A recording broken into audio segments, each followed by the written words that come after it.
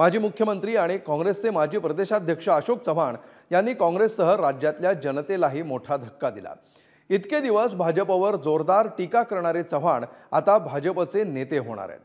हे परिवर्तन कसं घडलं, त्यामागे असणारी जाहीर कारणं कुठली आणि खरी कारणं कुठली, असे प्रश्न निर्माण झालेत। बघूया याच प्रश्नांचा आढावा घेणारा हा रिपोर्ट।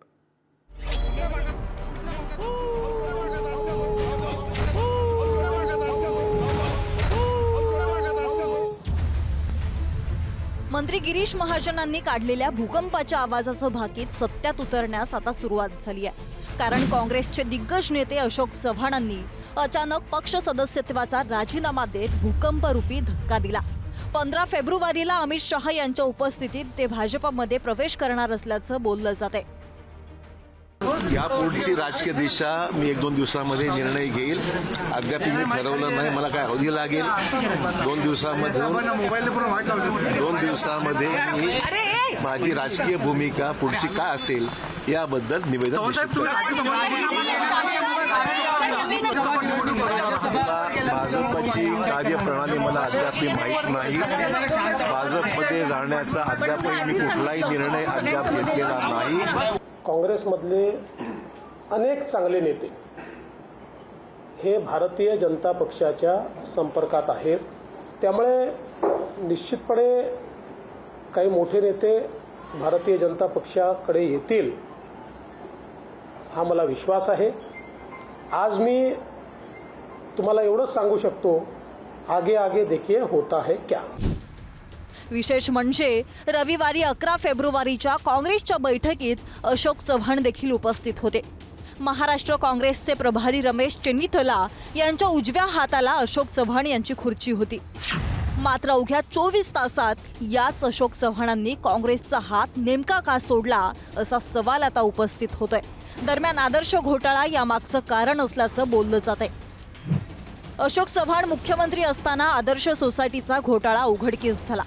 कारगिल युद्धातील वीरांच्या कुटुंबियांसाठी आदर्श गृहनिर्माण सोसायटीची उभारणी। आदर्श सोसायटीत अशोक चव्हाणांनी आपल्या नातेवाईकांना 3 फ्लॅट दिल्याचा आरोप। आदर्श घोटाळ्यात अशोक चव्हाणांना मुख्यमंत्री पद देखील सोडावं लागलं होतं।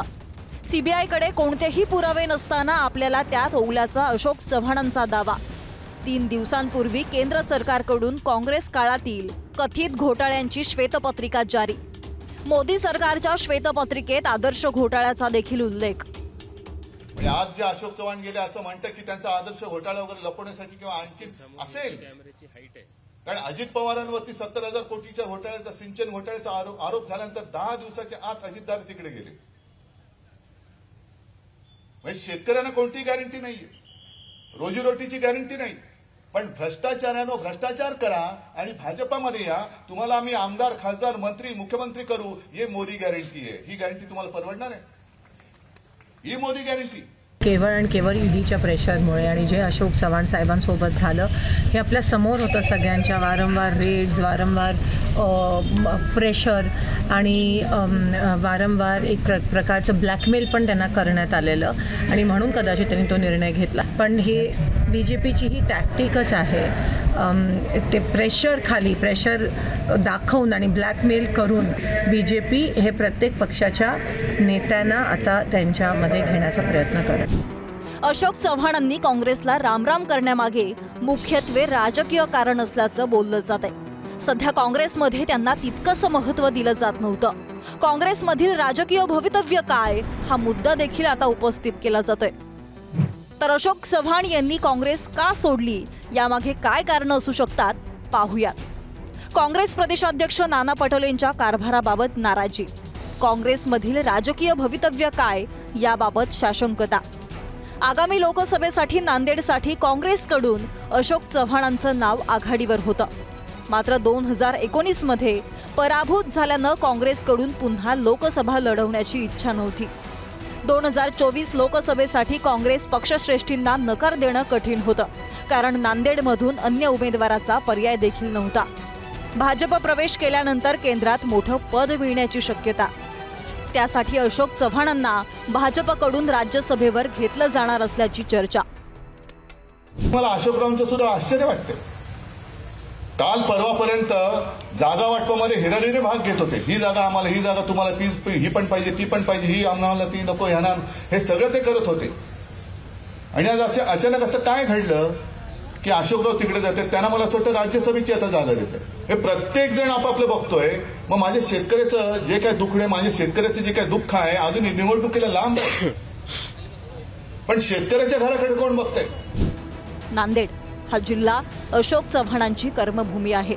1985 साली ते युवक काँग्रेसच्या माध्यमातून राजकारणात आले. विलासराव देशमुखांच्या पश्चात मराठवाड्यातील काँग्रेसचा प्रमुख नेता म्हणून अशोक चव्हाणांचे नाव गेल्या एक तपापासून पक्षात स्थापित झालं होतं.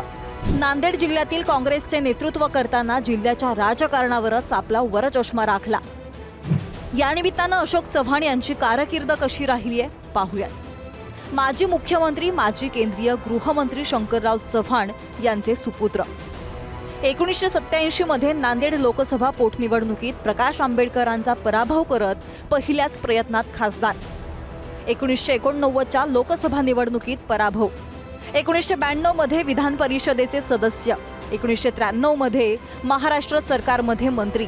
1999 मध्ये विधानसभेवर आमदार. त्याचबरोबर अनेक महत्त्वाची मंत्रिपद देखील भूषवली. 2008 मध्ये विलासराव देशमुखांच्या राजीनाम्यानंतर मुख्यमंत्रीपदी वर्णी. 2009 मध्ये आदर्श घोटाळ्यात मुख्यमंत्रीपद गेला. काँग्रेस पार्टीने त्यांना काही नाही दिलं.